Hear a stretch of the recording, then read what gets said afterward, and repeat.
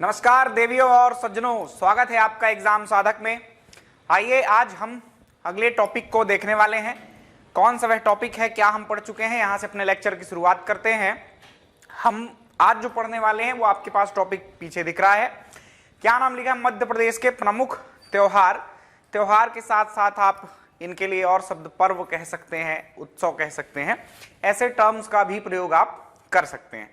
तो आज हम देखने वाले हैं त्योहारों को। उसके पूर्व हम क्या पढ़ चुके हैं, तो लगभग इकाई 1 जो है प्रारंभिक परीक्षा के पाठ्यक्रम की, वो लगभग समाप्ति की ओर है। बस कुछ लोक कलाएं हैं या कि आपके जो लोक संगीत, लोक चित्रकला, लोक नृत्य, लोक नाट्य, ऐसी सारी चीजें बची हैं, बस यही शेष रह गई हैं। और मध्य प्रदेश की बोलियां सिलेबस में ऊपर के सारे हिस्से क्या हो चुके हैं, कंप्लीट हो चुके हैं। तो थोड़ा सा आपको इसमें सपोर्ट करना है। यदि ठीक लग रही हो ये सीरीज तो कमेंट करके बताना भी है ना, अपनी टिप्पणियां जरूर देनी है, स्वागत रहेगा और उन पर विचार भी किया जाएगा। यदि कोई समस्या है तो उसका निराकरण भी किया जाएगा। तो आइए आज के लेक्चर को शुरू करते हैं। आज हम पढ़ने वाले हैं क्या, मध्य प्रदेश के प्रमुख त्योहार। मध्य प्रदेश के प्रमुख त्योहार कहां से हम कंप्लीट करने वाले हैं, क्योंकि सिलेबस में ये शब्द क्या है, पहली बार आया है ना। 2020 के बाद जब सिलेबस चेंज हुआ, या 2019 के बाद का जब सिलेबस चेंज हुआ 2020 से, तो उसमें ये टर्म जोड़ा गया। अब इसमें इतने सारे एग्जाम्स तो हो नहीं पाए कि अपन विश्लेषण कर लें कि कैसे क्वेश्चंस आ रहे हैं, कहां से क्वेश्चंस आ रहे हैं। तो देखो, एक और इस विश्लेषण का तरीका है कि जो मध्य प्रदेश सरकार की अलग अलग ई गवर्नेंस की जो व्यवस्था है, बढ़िया शानदार सी, जिसमें सारे मंत्रालय, सारी एजेंसियां, सब कुछ क्या हो चुका है, ऑनलाइन हो चुका है। तो ऑनलाइन प्लेटफॉर्म में वो आ चुके हैं और सारा कंटेंट वो रखते हैं। और हमारे लिए वो क्या है, एक सोर्स का काम करते हैं कि जो बातें उसमें लिखी हैं, किसी का जन्म लिखा है, किसी के स्थान लिखे हैं, तो हम क्या है, हमारा पीएससी जो है कई बार आंसर गलत मान लेता है। तो एक सोर्स के रूप में हम सरकारी वेबसाइट्स का जो है तो अपने हाई कोर्ट में केस करके उसको सोर्स के रूप में लगा सकते हैं, है ना। तो जो वेबसाइट्स में कंटेंट होता है, कहीं ना कहीं एक व्यापम एजेंसी है आपकी, वो तो वहीं से सारी चीजें उठाता है ना। तो पीएससी भी कहीं कोशिश ये कर सकता है कि जो सरकारी स्रोत हैं वहां से वो क्वेश्चंस उठाएगा और वो आंसर देगा, तो उसको कोई दिक्कत भी नहीं होगी कि ये ऑप्शन गलत है, ये सही है। किताबों में कुछ भी लिखा है उसको कोई मतलब नहीं है। तो इस तरह से प्रश्न आते हैं साइट्स से। तो मैंने ये जो त्योहार आज आपको पढ़ाने वाला हूं, मतलब अभी वो कहां से कंप्लीट किया, तो जनसंपर्क की जो वेबसाइट है, वहां जो त्योहार लिखे हुए हैं संस्कृति विभाग के अंदर, आप समझ लीजिए उसको, उनको मैंने पढ़ाने का यहां पर प्रयास किया है। तो आइए शुरू करते हैं, दिखाते हैं उस बात को। मध्य प्रदेश सभ्यता और संस्कृति के विकास में पर्व या समारोहों का महत्वपूर्ण स्थान होता है। और प्रदेश में हमारे कौन कौन से त्योहार मनाए जाते हैं, उसकी कुछ सूची इस प्रकार है। क्रमबद्धता मैं अपने हिसाब से करूंगा, लेकिन बस ये नाम आपको देख लेना है, किसी भी क्रम में हो। ये वेबसाइट के साथ मैंने दिखाया आपको, जनसंपर्क विभाग मध्य प्रदेश शासन। कहीं ना कहीं ये चीज संस्कृति विभाग की साइट में भी आपको मिल जाएगी। तो गणगौर उत्सव देखेंगे अपन, कौन कौन से उत्सव देखने वाले हैं। सर्वप्रथम शुरुआत यहीं से कर लें तो एक ओवरव्यू आपको मिल जाएगा कि हम आज पढ़ने क्या क्या वाले हैं। तो गणगौर उत्सव अपन देखेंगे आज, भाई दूज उत्सव देखेंगे, उसके अलावा अखा तीज देखेंगे जो हाल ही में अभी एंजॉय या मनाया गया, आप ऐसा कहिए। संजा त्योहार है, इसको मामूलिया भी बोलते हैं। उसके अलावा नीरजा त्योहार है, घड़ल्ला है, रतनवा है, दशहरा है, सुआरा है। देन लारूकाज है, गंगा दशमी है, हरेली है, गोवर्धन पूजा है, नवान्न है, मेघनाथ पर्व है, भगोरिया पर्व है, काकसार है और होली है। क्रम इनका ऐसे है, लेकिन मैं अपने हिसाब से पढ़ाता हूं, आपको ये बात ज्ञात होगी। पीछे के लेक्चर से दिया आपने देखा है, मैंने तो सिलेबस में ही जब परिवर्तन कर दिया है तो कंटेंट में निश्चित रूप से परिवर्तन करूंगा। इतने जो लिखे हैं इनके तो पढ़ना ही है, इसके साथ साथ और भी जो महत्वपूर्ण है उनको भी मैंने शामिल कर रखा है। तो आइए प्यारे बच्चों, कहानी की शुरुआत करते हैं हम पहले त्योहार से। शुरुआती त्योहार ऐसे रहेंगे हमारे जो हम पढ़ने वाले हैं, जो कि कहीं ना कहीं केवल मध्य प्रदेश में ही नहीं, वो पूरे भारत में मनाए जाते हैं, है ना। तो संक्षिप्त रूप से उनकी कहानी को पढ़ते पढ़ते अपन आगे बढ़ने वाले हैं। जो भारतीय त्योहार हैं, भारतीय संस्कृति के प्रमुख त्योहार हैं, जैसे आप दीपावली मनाते हैं, दशहरा मनाते हैं, जैसे आप भाई दूज मनाते हैं, होली मनाते हैं, है ना। ये सारे जो त्योहार हैं, अखा तीज है, ये सारे जो त्योहार हैं वो आपके क्या है, इंपॉर्टेंट है। किस लेवल पर? राष्ट्रीय स्तर पर भी। पर मध्य प्रदेश में भी बड़ी धूमधाम से मनाए जाते हैं, तो थोड़ा थोड़ा उनको देखेंगे, उनसे भी क्वेश्चंस आ जाते हैं। तो उनको देखते हुए फिर विशेष रूप से जो मध्य प्रदेश में मनाए जाते हैं उनको देखेंगे। अलग अलग क्षेत्रों में कुछ मनाए जाते हैं और कुछ जनजातीय उत्सव है, जैसे पीछे आपने लिस्ट में लारू काज देखा है, भगोरिया देखा है, तो ये सब त्योहार भी हम कवर करने वाले। तो ये यहां पर एक स्लाइड में आपको कुछ दिख रहा होगा, हिंदू कैलेंडर के कुछ महीने हैं वो लिखे हुए हैं। महीना कोई भी कैलेंडर का हो, कैलेंडर बहुत प्रकार के होते हैं, विदेशी कैलेंडर्स हैं, आपके भारत में ही कई सारे कैलेंडर्स मिल जाएंगे, लेकिन महीनों की संख्या 12 ही रहेगी, नाम अलग अलग हो सकते हैं। तमिल कैलेंडर होता है, उड़िया कैलेंडर होता है, आपका गुजराती कैलेंडर, सबके कैलेंडर अलग अलग हैं। भारत की जो संस्कृति हिंदू, उसमें आप देखेंगे कि ये कुछ त्योहारों के नाम मिलते हैं, ये कुछ महीनों के नाम मिलते हैं। थोड़ा सा इनको याद कर लेना है, क्योंकि अभी जो शुरुआती हम 5 से 6 त्योहार पढ़ने वाले हैं उनमें इन महीनों के नाम इंपॉर्टेंट हो जाते हैं। कोई त्योहार कम मनाया जाता है, कहानी बाकी सब आपको याद रहती है ना। दिवाली आपको बताने की आवश्यकता नहीं है, होली आपको बताने की आवश्यकता नहीं है, बस थोड़ा सा इंपॉर्टेंट यही है कि वो किस माह में मनाए जाते हैं। और आपसे अक्टूबर नवंबर नहीं पूछा जाएगा, वो पूछा जाएगा भारतीय संस्कृति के अनुसार जो महीने हैं उनके अनुसार। तो थोड़ा सा इनके नाम देख लेना, क्रमबद्धता देख लेना, ताकि एक आइडिया रहे कि कौन सा महीना किस समय की हम बात कर रहे हैं एक्चुअली में। ठीक, तो पहला महीना होता है चैत्र, देन बैसाख, ज्येष्ठ, आषाढ़, श्रावण, भादव या भाद्रपद, अश्विन, इसको क्वार भी कहते हैं, कार्तिक, अगहन या अग्रहायण, पौष, माघ, फाल्गुन। तो चैत्र पहला महीना होता है। चैत्र प्रतिपदा एक विशेष त्योहार मनाया जाता है, इस दिन बहुत सारे त्योहार मनाए जाते हैं ना, नवरात्रि की भी शुरुआत होती है। तो प्रतिपदा मतलब पहली तारीख होती है। कुछ थोड़ा सा समझ लो, देखो एक महीने में कितने दिन होते हैं, 30 दिन अपन मान लें। 30 दिनों में चंद्रमा 15 दिन बढ़ता है, 15 दिन घटता है। तो जो शुरुआत होती है वो किससे होती है? कृष्ण पक्ष से होती है। किससे होती है? कृष्ण पक्ष से होती है। तो एक महीने के 2 पक्ष भी आपको याद रखने हैं हिंदू संस्कृति के अनुसार। किससे शुरुआत होती है? कृष्ण पक्ष से। 15 दिन तक ये चलेगा, देन होता है शुक्ल पक्ष और ये 15 दिन तक चलेगा। कृष्ण पक्ष, कृष्ण मतलब होता है काला। काला जब चंद्रमा क्या हो रहा होगा?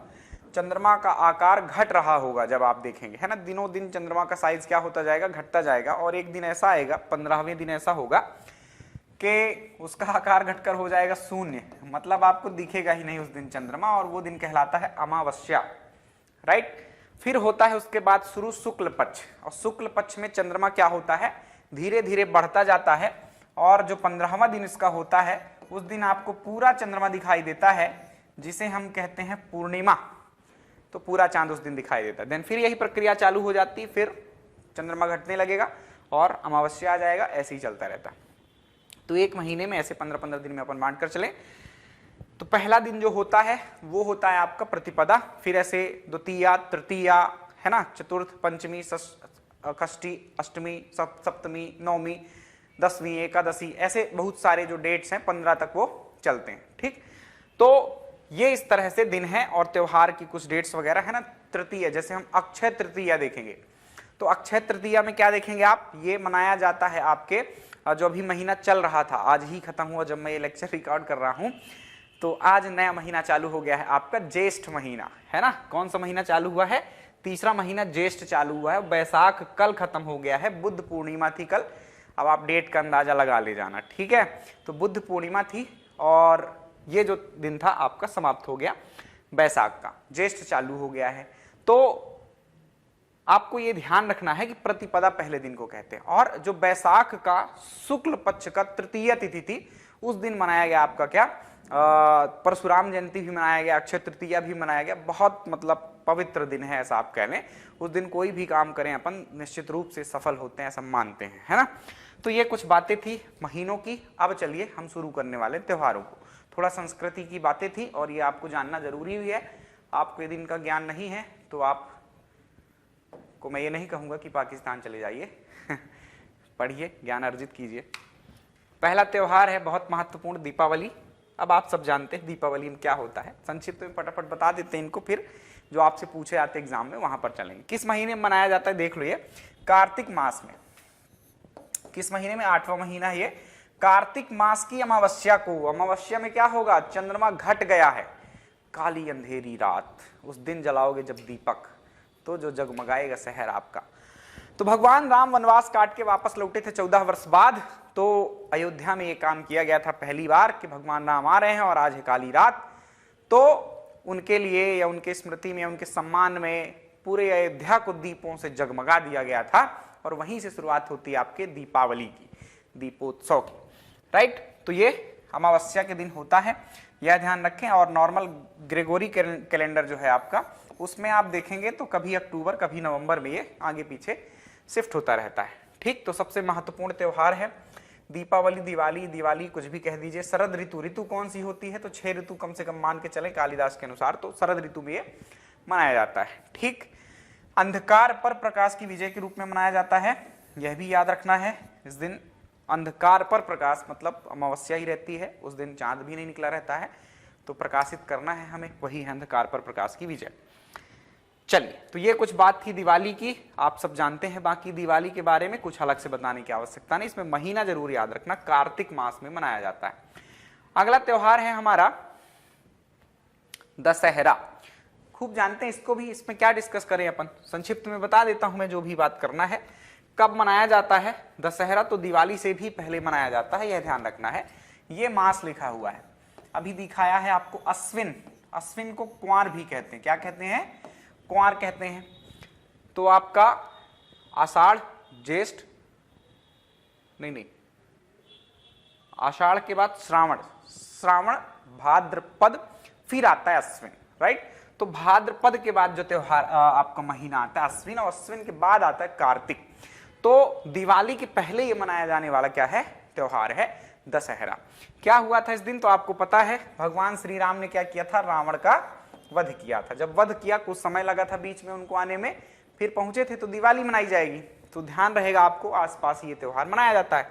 तो रावण का वध किया भगवान राम ने, और इसके अलावा देवी दुर्गा ने नवरात्रि एवं 10 दिन के युद्ध के उपरांत महिषासुर पर विजय प्राप्त की। तो नवरात्रि और 10 दिन लगे देवी को क्या करने में? महिषासुर को पराजित करने में। तो इस कारण से ये नवरात्रि भी मनाई जाती है पहले, मतलब दशहरा एक्चुअली नवरात्रि के बाद मनाया जाता है ना। तो नवरात्रि चलती है आपकी, देवी जी रखी जाती हैं, दुर्गा जी रखी जाती हैं, आपने देखा होगा। 2 नवरात्रियां आती हैं एक्चुअली आपकी, एक चैत्र नवरात्र आती है ना। तो उसमें आपको देवी जी की प्रतिमाएं देखने को नहीं मिलती हैं, वो नॉर्मल सा रहता है, बस उनकी आराधना की जाती है।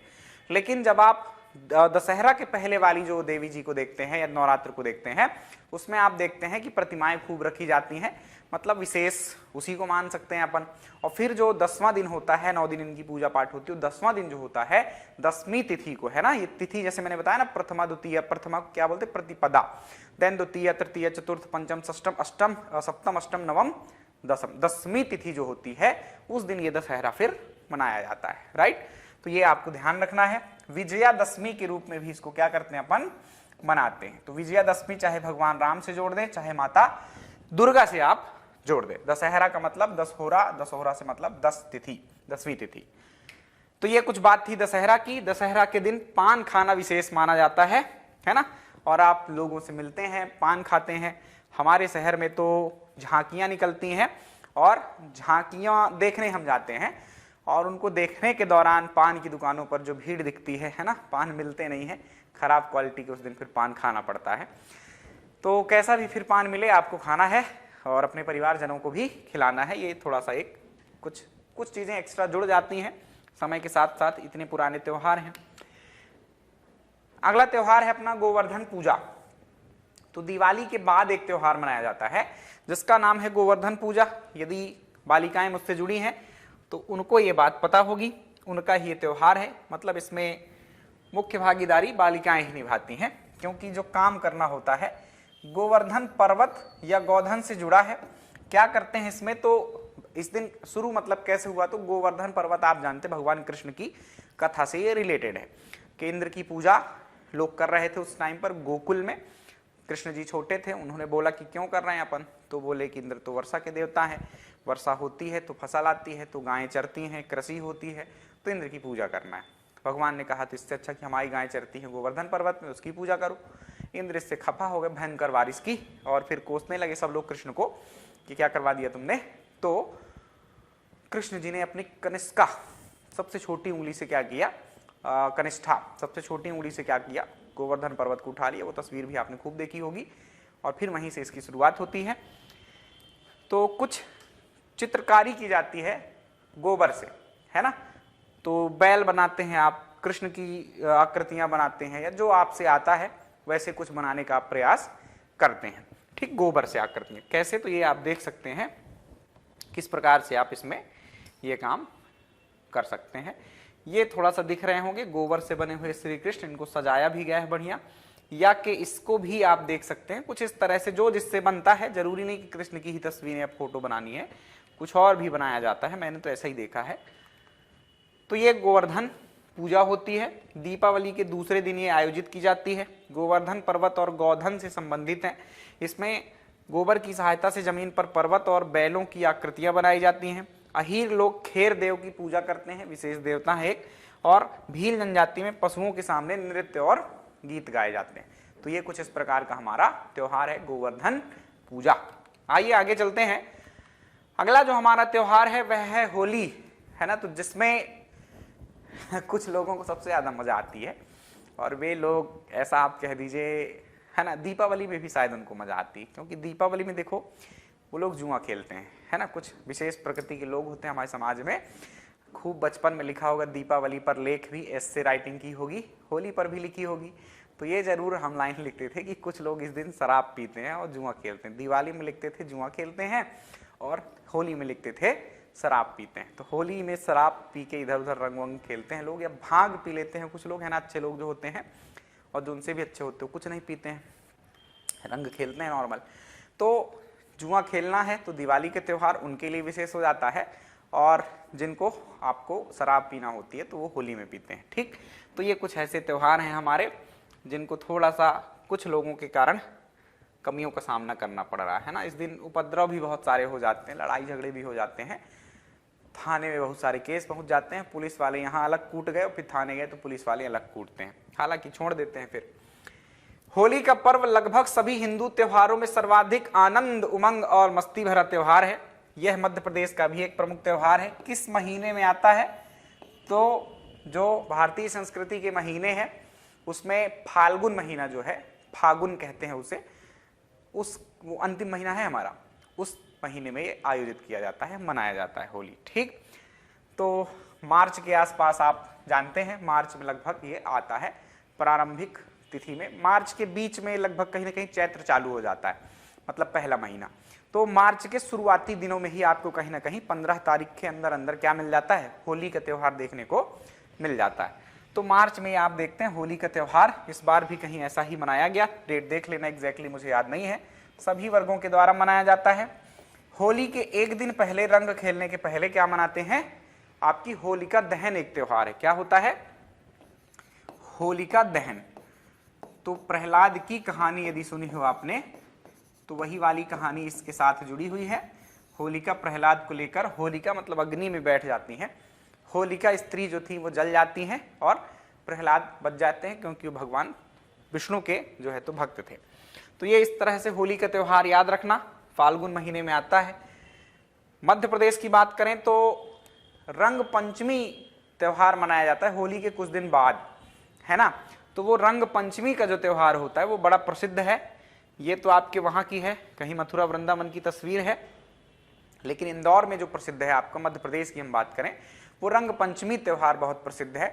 इस बार की जो रंग पंचमी थी जस्ट 2023 की, उसमें कम से कम 5 लाख लोग शामिल हुए। इसको हम कोशिश कर रहे हैं कि यूनेस्को की सांस्कृतिक जो धरोहरें होती हैं उसमें शामिल करवाएं, और कहीं ना कहीं इसको जो भी चीजें मिल सकती हैं सम्मान के तौर पर, उस पे हम प्रयासरत हैं। और निश्चित रूप से इसको मिलेगा ही मिलेगा कोई ना कोई सम्मान 1-2 वर्षों में, आप देखेंगे, क्योंकि संख्या लगातार बढ़ रही है। पहले 2-3 साल पहले मैं देखता था 1 या 1.5 लाख लोग आते थे। अखबार में, दैनिक अखबार डेली पढ़ता हूँ, तो 1-1.5 लाख संख्या आती थी। फिर 2 से 2.5 लाख हुआ। बीच में कोरोना में ये काम क्या हुआ, रुक गया था, नहीं मनाया गया। देन फिर मनाया गया तो 2.5 से 3 लाख हुए, और फिर जस्ट इस बार मनाया गया जो त्योहार, कोरोना जब बिल्कुल ही समाप्त हो गया, 5 लाख लोग आए, सोचो, प्लस थे। तो ये था हमारा रंग पंचमी। ऐसे ही अलग अलग जगहों पर बरसाने की होली बहुत प्रसिद्ध है, ऐसी खूब सारी चीजें प्रसिद्ध है। भाई दूज का एक त्योहार है, तो भाई और बहनों का ये एक त्योहार है। एक वर्ष में 2 बार मनाया जाता है। कब कब मनाया जाता है? तो एक बार दीपावली के तीसरे दिन मनाया जाता है, कार्तिक मास में। मतलब दीपावली कब आती है? कार्तिक मास में। और होली के दूसरे दिन, यानी कि ये मास गलत लिखा हुआ है ना, आप फाल्गुन लिख सकते हैं। होली कब आती है? फागुन में। तो ये 2 बार आपके वर्ष में आता है त्योहार। भाई बहन का ये त्योहार है। इसमें क्या होता है? तो बस तिलक लगाया जाता है, हल्दी कुमकुम या जो भी तिलक की सामग्री होती है उससे तिलक लगाकर मिठाई खिला दी जाती है बहनों के द्वारा, और वही रक्षा का शपथ ली जाती है भाइयों के द्वारा। और शपथ तो रक्षा की ली जाती है, लेकिन सबसे ज्यादा जो कूटी जाती है वो बहन ही होती है। छोटी है तो जरूर कूटी जाती है। ठीक, तो चलिए, ये प्यार की बातें थी, मारते नहीं है वैसे, नॉर्मली आपस में झगड़े तो चलते रहते हैं। अक्षय तृतीया की बात कर रहे हैं अब अपन। बहुत बहुत शानदार सा ये त्योहार है। कई सारी घटनाएं एक साथ जुड़ी हैं और बहुत पवित्र दिन माना जाता है। कोई भी काम इस दिन शुरू कर सकते हैं आप। तो अक्षय तृतीया इसे कहते हैं। इस त्योहार को और 2 नामों से जाना जाता है, आखा तीज या कि बैसाख तीज।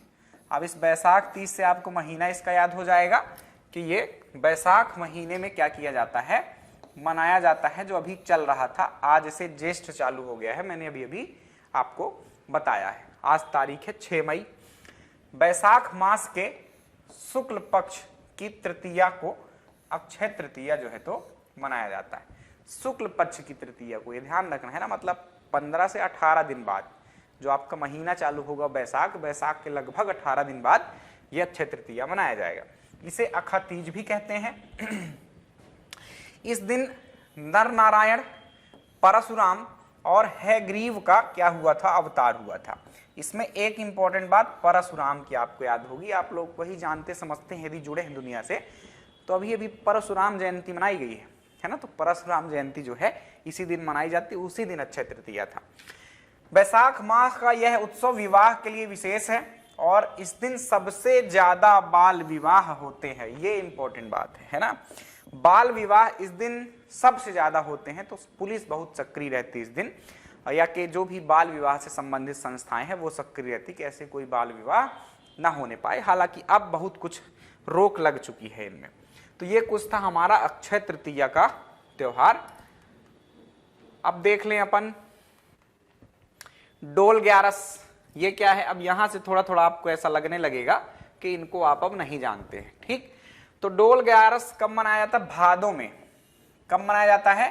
भाद्रपद मास में शुक्ल पक्ष की एकादशी को, यानी शुक्ल पक्ष जो कि दूसरा खंड है किसी भी महीने का, उसके 11वें दिन, एकादश मतलब 11वें दिन में यह मनाया जाता है। संपूर्ण मध्य प्रदेश व विशेष रूप से निमाड़ और मालवा क्षेत्र में। कहां कहां मनाया जाता है प्रदेश में? निमाड़ और मालवा में ये मनाया जाता है। ये इंपॉर्टेंट। तो कोई त्योहार होगा तो क्वेश्चन क्या बनते हैं आपसे कि किस क्षेत्र में मनाया जाता है? तो एक तो क्षेत्र याद रखना है और थोड़ा बहुत की कुछ क्या घटनाएं होती हैं उस दिन, एक आध बातें और इंपॉर्टेंट हो सकती हैं। तो ये देख लिया। इस दिन मान्यता के अनुसार भगवान विष्णु क्या करते हैं? करवट बदलते हैं, एक बात ये है। और विष्णु के साथ साथ भगवान कृष्ण से भी जुड़ी हुई इसमें कथाएं हैं। तो एक्चुअली इसमें जो भगवान बाल कृष्ण के रूप में है, कृष्ण के बाल रूप को सजाकर उनके लिए एक विशेष डोल तैयार किया जाता है। इस दिन भगवान विष्णु की कृपा से एकादशी का व्रत पूरे विधि विधान से किया जाता है। तो कृष्ण के लिए भी ये त्योहार जाना जाता है। इसको परिवर्तन एकादशी भी कहते हैं, जल झूलनी एकादशी भी कहते हैं, पद्मा एकादशी भी कहते हैं। तो ये नाम याद रखना है। ये त्योहार था हमारा डोल ग्यारस। बढ़े आगे, तो अब शुरू हो रहा है। यहां से क्वेश्चन आपके बनेंगे, पीछे से भी बन सकते हैं, उनको भी देखे रहना। यहां से आपको थोड़ा सा जानकारी नहीं होगी, जो नहीं जानते नहीं पढ़ते हैं। तो संजा या मामूलिया दोनों अलग अलग त्योहार हैं, एक साथ एक जैसे होते हैं, इसलिए एक साथ लिख दिया है मैंने, तो आपको कंफ्यूज नहीं हो जाना है। संजा पर्व ऐसा अलग है, मामूलिया पर्व ऐसा अलग है। अब देखिए, संजा पर्व कहाँ मनाया जाता है? तो मालवा अंचल में। कहाँ मनाया जाता है संजा? मालवा अंचल में। किनके द्वारा मनाया जाता है? तो अविवाहित युवतियों के द्वारा, यानी कि कुंवारी जो लड़कियां होती हैं उनके द्वारा। महीना अब यहां से कम इंपॉर्टेंट हो जाएगा, अश्विन मास याद हो जाए तो आप याद कर सकते हैं। और यह त्योहार 16 दिनों तक चलता है। यह भी इंपॉर्टेंट बात है, थोड़ा सा खास है, फेमस है, इसलिए आपको थोड़ा सा याद रखना पड़ेगा इसके बारे में जो भी तथ्य हैं। इस पर्व में होता क्या है? तो इस पर्व में युवतियां घरों की दीवारों पर गोबर बेल बूटों के माध्यम से भगवान शिव की आकृतियां बनाकर पूजा करती हैं और गीत गाती हैं। लड़कियां प्रतिदिन दीवार पर नई नई आकृतियां बनाती हैं और वही शाम को एकत्र होकर गीत गाती हैं। तो शाम को गीत गाती हैं लड़कियां एकत्र होकर, ये ऐसा त्योहार है। कुंवारी कन्याएं, शादीशुदा नहीं, छोटी छोटी बालिकाएं ही ज्यादातर इसमें दिखाई देती हैं। 20-22 साल के बाद फिर लड़कियां मतलब या तो उनकी शादी हो जाती है या कहीं और अपने कैरियर बनाने में बिजी रहती हैं वो लड़कियां, तो फिर ये काम नहीं करती। और एक गांव में ही व्यवस्था देखने को मिलेगी। शहरी लड़कियों को ये सब मूर्खता लगती है ना। तो ये संस्कृति जो है वो आपको वास्तव में गांव में ही देखने को मिलती है। शहर वाले कुछ अलग प्रकृति के लोग होते हैं। बुंदेलखंड क्षेत्र की लड़कियों का ऐसा ही एक पर्व है मामूलिया। तो जो मामूलिया पर्व लिखा है, ऐसा ही एक पर्व क्या है आपका बुंदेलखंड में। तो ध्यान रखना, संजा पर्व है मालवा का और मामूलिया पर्व है कहाँ का, बुंदेलखंड का। बुंदेलखंड में होता ऐसा ही है, लेकिन थोड़ा सा चेंज है। वहां भगवान शिव की प्रतिमा बनाते हैं वो और उसकी पूजा करते हैं और क्या करते हैं, गाने गाते हैं। यहाँ पर किसी वृक्ष की एक टहनी या झाड़ी को रंगीन कुर्ता या ओढ़नी पहनाकर उसमें फूलों को उलझाया जाता है, फूलों से सजाया जाता है ना। वो नींबू का वृक्ष सामान्यतः होता है, लेकिन कुछ और भी वृक्ष यूज कर लिए जाते हैं। तो किसी वृक्ष या टहनी की झाड़ी को तोड़कर उसको कपड़ा ढक कर रंगीन बढ़िया और उसमें फूल वगैरह सजाए जाते हैं। शाम के समय ये जो वृक्ष होता है जिसको सजाया गया होता है, इसको वो ले जाकर क्या करती हैं, किसी तालाब में या किसी पवित्र नदी में जाकर विसर्जित कर देती हैं और गाना गाते हुए जाती हैं। तो एक साथ मिलकर गीत वीत होते हैं, वो थोड़ा सा अलग आनंद है ना। तो ये कुछ किया जाता है मामूलिया में। तो देव त्योहार हो गए दो हमारे, एक संजा हो गया और एक मामूलिया हो गया। संजा कहाँ का है, मालवा का, मामूलिया बुंदेलखंड का। ऐसे ही त्योहार आगे अब चलें तो नौरता, इसी को नीरजा कहते हैं, है ना। अपने जो जनसंपर्क की वेबसाइट की लिस्ट जो दिखाई उसमें नीरजा शब्द यूज किया गया है ना, इसी को नौरता कहते हैं, यह याद रखना है। तो नौरता या नीरजा 9 दिन चलने वाला है यह त्योहार, उसके नाम से ही समझ में आ रहा होगा। और यह उत्सव दशहरे के पूर्व मनाया जाता है। तो महीना आपको इजिली याद हो जाएगा, दशहरा कब मनाया जाता है आपको ज्ञात है। तो यह उत्सव दशहरे के पूर्व मनाया जाता है। इस अवसर पर स्त्रियां मां दुर्गा की पूजा की जाती है, राइट। तो ये दशहरे के पूर्व क्या त्योहार आता है आपको पता है, नवरात्रि आती है। तो ये ध्यान रखना है थोड़ा सा आप। तो नवरात्रि के समय सिंपली ये त्योहार मनाया जाता है। 9 दिनों के बाद फिर दशहरा होता है। तो किसी भी तरह से कनेक्ट कर लेना, बस कनेक्ट कर लेना। तो नीरजा या नवरात्रा त्योहार नवरात्रि के समय, दशहरे के पहले, और नवरात्रि में होता क्या है, माता दुर्गा की ही तो पूजा की जाती है। तो इसको थोड़ा सा आपको याद रखना है। घड़ल्या है ना, लगभग सब जगह होता है, कोई एक विशेष क्षेत्र नहीं है। घड़ल्या नीरजा पर्व के 9 दिनों में ही, मतलब नीरजा पर्व जो नवरात्रि के समय चल रहा होता है उन्हीं 9 दिनों में एक घड़ल्या पर्व भी मनाया जाता है, ठीक। और ये विशेष रूप से मालवा का है। कहाँ का है, मालवा का ये त्योहार है। तो ऐसा प्रश्न आता है कि घड़ल्या त्योहार जो है वो कहाँ का है, वो आपके मालवा का है। क्या होता है इसमें, समूह में लड़कियां एक लड़की के सिर पर छिद्र युक्त घड़ा रखती हैं, घड़ों में छेद होते हैं, उसके अंदर दीपक जलाकर रखे जाते हैं। एक स्त्री लिए रहेगी और शेष जो उसकी साथी सहेलियां होंगी वो नृत्य करती हैं और अलग अलग घर में जाकर पैसा एकत्र या अनाज एकत्र करती हैं। पुरुष भी ऐसा ही त्योहार मनाते हैं जिसको छला के नाम से जाना जाता है। फैक्ट है, याद रखना, साइट में ऐसा ही लिखा हुआ है। क्या है, कहीं देखा तो है नहीं मैंने, लेकिन आपको ये फैक्ट्स याद रखना है। तो ये नौरता और घड़ल्या थे। इसके पहले हमने देखा संजा और मामूलिया। तो संजा था मालवा का, आपका मामूलिया था बुंदेलखंड का, और यहां पर आ गया आपका घड़ल्या जो कि मालवा का है। फिर आते एक और त्योहार में सुवारा। सुवारा पर्व घड़ल्या की तरह ही है, सब एक दूसरे से कनेक्ट हैं, इसीलिए मैंने क्रमबद्ध रूप से लिखे हैं। आपको क्रमबद्ध रूप से नहीं मिलेंगे, ठीक, पुस्तकों में भी नहीं मिलेंगे, पर आपको एक साथ याद करना है ऐसे ही। तो बुंदेलखंड क्षेत्र का सुवारा जो है मालवा के घड़ल्या की तरह ही है, लेकिन थोड़ा सा जो चीजें हैं वो अलग है। दीवार से लगे एक चबूतरे पर एक राक्षस की प्रतिमा बैठाई जाती है। राक्षस के सिर पर शिव पार्वती की प्रतिमाएं रखी जाती हैं। दीवार पर सूर्य और चंद्र बनाए जाते हैं। इसके बाद लड़कियां उसकी पूजा करती हैं और गीत गाती हैं, ठीक, जो लोक गीत होते हैं सामान्यतः वो गाती हैं। तो ये आपका सुवारा पर्व हो गया बुंदेलखंड का, ठीक। घड़ल्या कहाँ का था, मालवा का था। नौरता या नीरजा लगभग बहुत सारे एरियाज में मनाया जाता है, एक केंद्र के रूप में लिखा नहीं था। आप कहना चाहें तो मालवा और निमाड़ ही कह सकते हैं उसको भी, ठीक। नवान्ना पर्व, नवान्ना पर्व किस क्षेत्र में मनाया जाता है? तो यह है बुंदेलखंड रीजन का पर्व। दीपावली के बाद नई फसल पकने पर, है ना, दीपावली के बाद कौन सी फसल पकती है? नई फसल पकती है, खरीफ की फसल पकती है। बरसात का जो सीजन होता है उसके बाद जो नई फसल पकती है दीपावली के टाइम में पकती। तो इस टाइम पर कृषक लोग मनाते हैं ये नवान्न पर्व, ये याद रखना है। और दीपावली के बाद मनाई जाती है, ये याद रखना है। बुंदेलखंड रीजन में मनाई जाती है, ये याद रखना है, ठीक। इसकी जानकारी इतनी ही आपको याद रखना है। देन बात करें, एक और त्योहार है वैसा ही जैसे अभी पीछे हमने नवान्ना देखा है, ये है हरेली या हरीरी। हरेली त्योहार या हरीरी त्योहार है एक। यह उत्सव श्रावण मास की अमावस्या को, श्रावण मतलब सावन आप जानते हैं, और सावन बस आपका अभी चल रहा है चैत्र बैसाख ज्येष्ठ, ज्येष्ठ महीना चल रहा है, ज्येष्ठ के बाद आएगा आषाढ़, नहीं आषाढ़ नहीं, चैत्र बैसाख ज्येष्ठ, हाँ आषाढ़, और आषाढ़ के बाद आता है आपका श्रावण, 5वां महीना है, ठीक।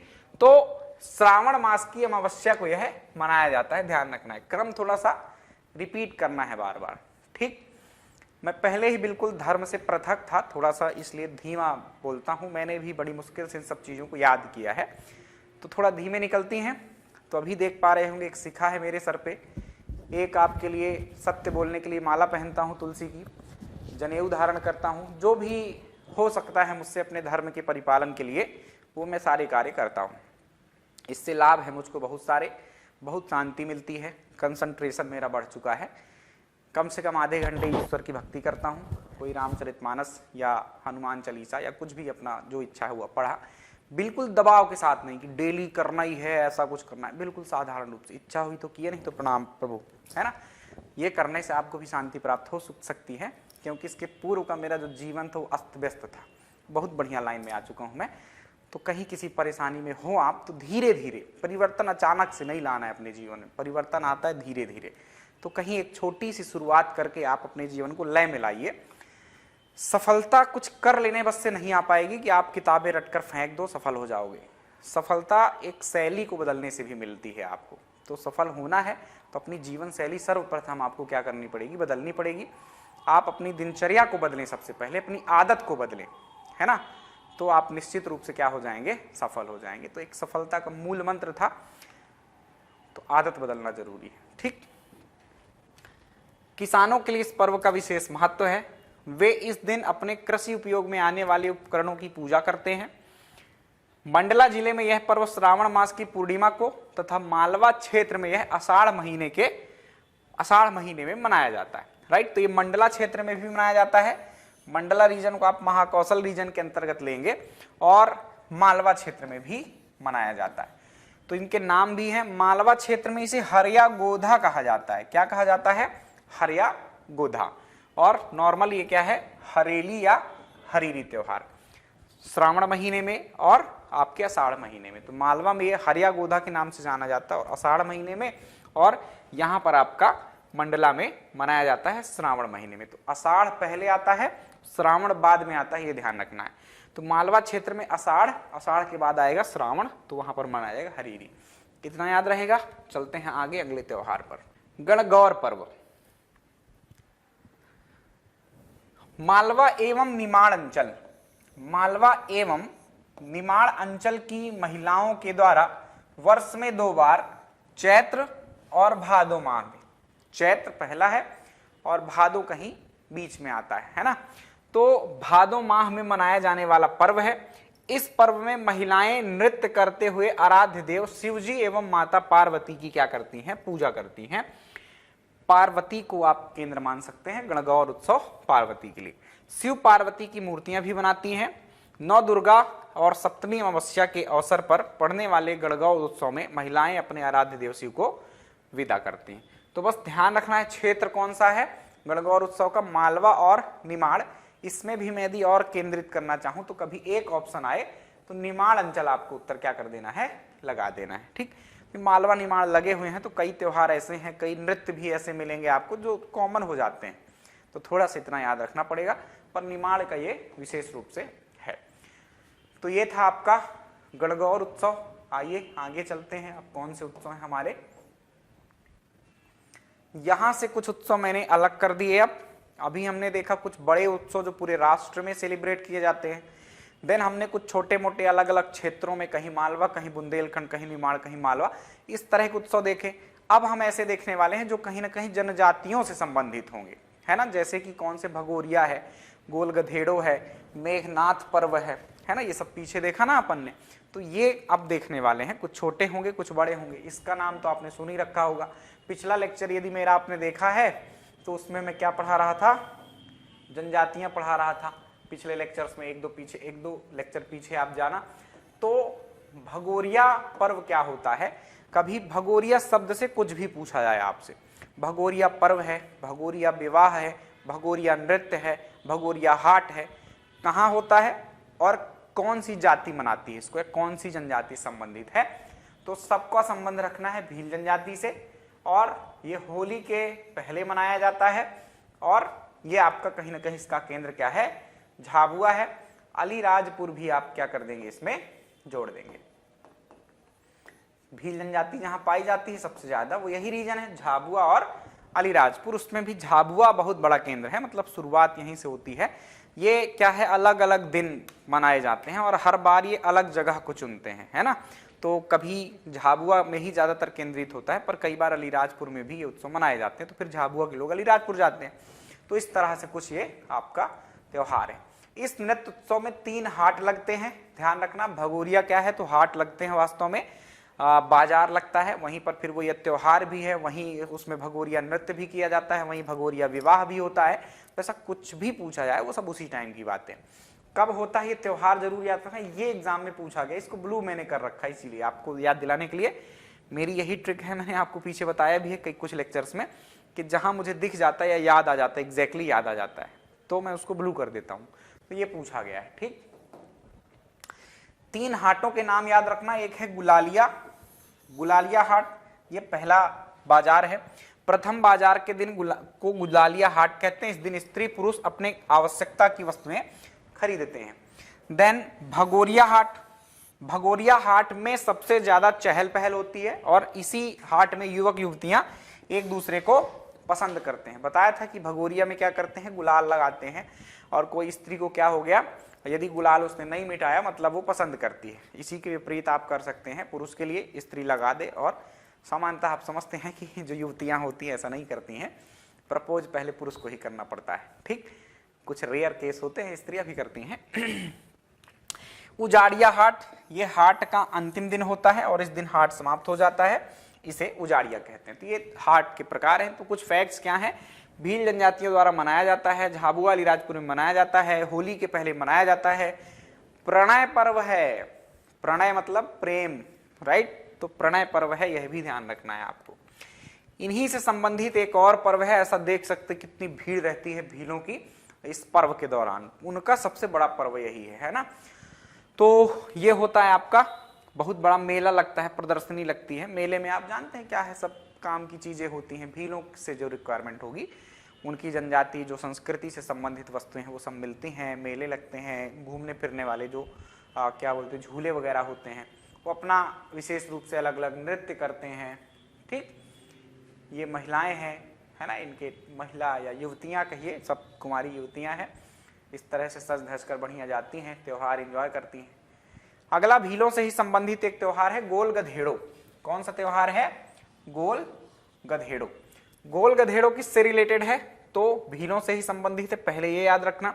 ये भी विवाह का एक प्रकार है, जिसे हम कह रहे थे परीक्षा विवाह, राइट। तो ये अवसर के रूप में भी हम देख रहे हैं, तो होली के ही अवसर पर यह भी मनाया जाता है।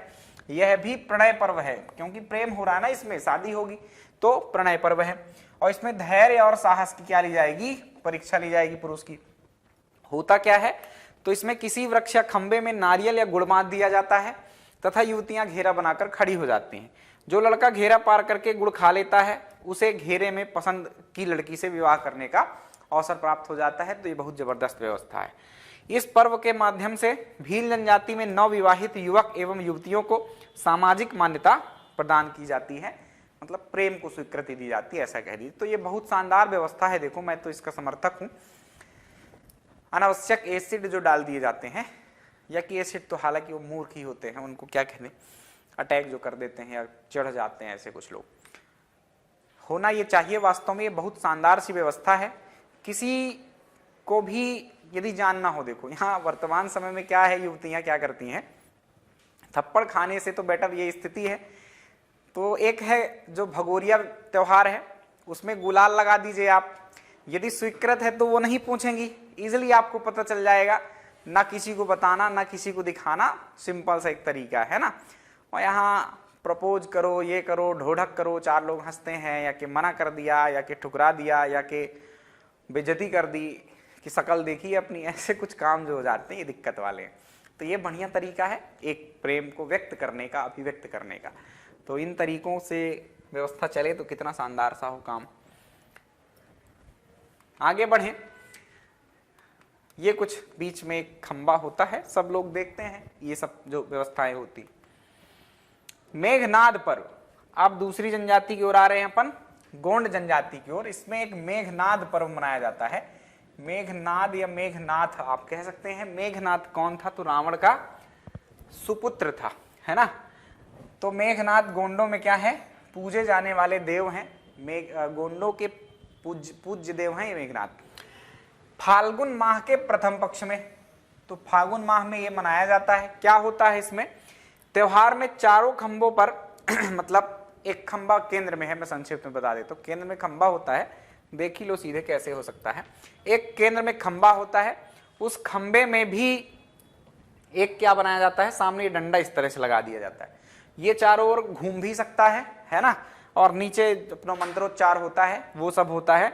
आसपास युवक युवतियां नृत्य करते हैं, गीत गाते हैं, ये सब काम इसमें होते हैं।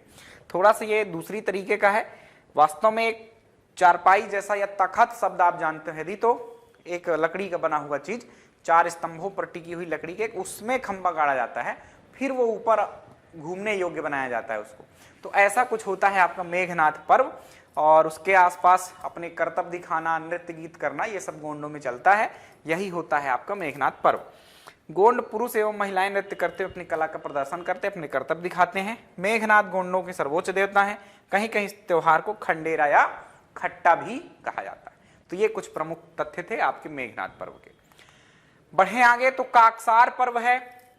प्रदेश में तो कम ही मनाया जाता है, लेकिन क्या पता कुछ पूछ ले, इक्का दुक्का जनजातियां हैं ये मिलती हैं अपने प्रदेश में। मुख्यतः ये कहाँ की जनजाति है, तो ये छत्तीसगढ़ की जनजाति है।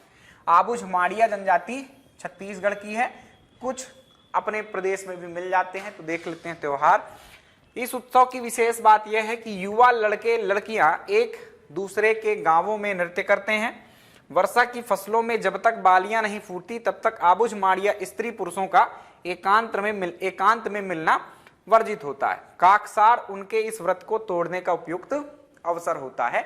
तो बरसात मतलब जो खरीफ की फसलें होती है, उनमें जब तक बालियां न लग जाएं तब तक इनके लिए स्त्री और पुरुषों का जो है तो वो मिलना वर्जित रहता है। और इस मिलने का तात्पर्य आप समझ रहे होंगे। तो मिलना वर्जित रहता है, और जब वो बालियां फूटती हैं तो इसी अवसर पर वो अपना प्रेम जो व्यक्त करने का तरीका होता है वो कर सकते हैं, है ना। या इस व्रत को, ये भी एक व्रत ही तो है, व्रत मतलब प्रतिज्ञा एक प्रकार से समझिए। तो ये उस व्रत को तोड़ने का एक अच्छा अवसर है। काकसार में लड़के और लड़कियां अलग अलग घरों में रात भर नाचते हैं और आनंद मनाते हैं। कई अविवाहित युवक युवतियों को अपने लिए श्रेष्ठ जीवन साथी का चुनाव करने में यह पर्व सहायक सिद्ध होता है। तो यह भी एक प्रकार का प्रणव पर्व ही है, प्रणय पर्व ही है, यह भी आपको याद रखना है। फिर है कर्मा। कर्मा आपने नृत्य सुना है, सरहुल भी आपने नृत्य सुना है। मैं जब जनजातियां पढ़ा रहा था तो सिर्फ नाम बताए थे, अभी नृत्य की चर्चा नहीं करनी, त्योहार की ही चर्चा करनी है। तो कर्मा एक नृत्य है, बहुत इंपॉर्टेंट है, कई जनजातियों के द्वारा किया जाता है, लेकिन उरांव जनजाति वो मध्य प्रदेश के पूर्वी क्षेत्र में पाई जाती है, बालाघाट, मंडला, डिंडोरी, अनूपपुर, शहडोल इस तरफ। तो ये उरांव जनजाति जो है ये भी कहीं ना कहीं छत्तीसगढ़ में ज्यादा है, लेकिन छत्तीसगढ़ से जुड़े हुए क्षेत्र जो हमारे एमपी के हैं वहां पर ये मिलती है। तो उरांव जनजाति के लोग के लिए ये आपका त्योहार है। और धान की फसल रोपने के लिए तैयार हो जाती, जब धान की फसल रोपने के लिए तैयार हो जाती है तब यह उत्सव मनाया जाता है और कर्मा नृत्य भी किया जाता है। तो धान की फसल एक जो आपकी कौन सी प्रक्रिया है, जिसमें अलग अलग फसल को उखाड़ कर अपन रोपते हैं, रोपने वाली विधि कहते हैं उसको, है ना। तो इस रोपाई की जो विधि होती है उसके लिए पहले फसल तैयार की जाती है, तो जब वो तैयार हो जाती है तब यह त्योहार होता है। सरहुल नृत्य या सरहुल त्योहार भी उरांव जनजाति के द्वारा मनाया जाता है।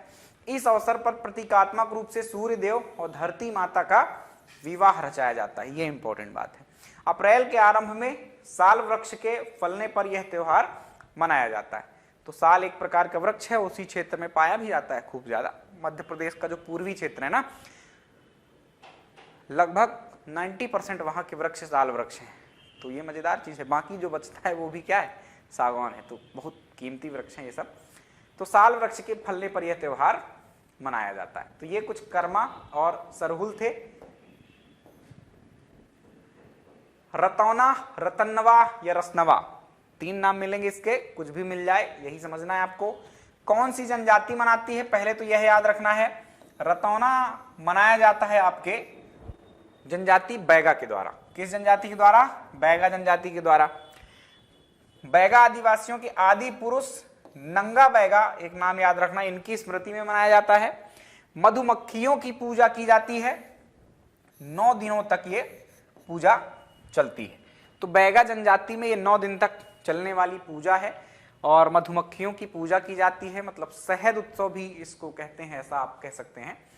रसन्नवा या रस समझते हैं ना आप, कहां से जुड़ा हुआ है, तो शहद के रस से इसका संबंध है, शहद का रस। तो शहद उत्सव भी आप याद रखना बैगा में, ये शहद उत्सव भी कई बार कह दिया जाता है, 9 दिन तक चलता है, मधुमक्खियों की ऐसी पूजा अर्चना की जाती है। ठीक, तो ये है आपका रतौना, रसन्नवा या रतन्नवा त्योहार, बैगा से रिलेटेड है। देन बात करें लारूकाज, तो लारूकाज गोंड जनजाति के द्वारा मनाया जाता है।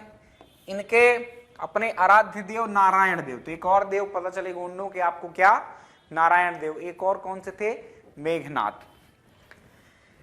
इस पर्व में विवाह का प्रतीक सुअर की बलि चढ़ाई जाती है तथा सुख समृद्धि तथा संपन्नता की कामना की जाती है।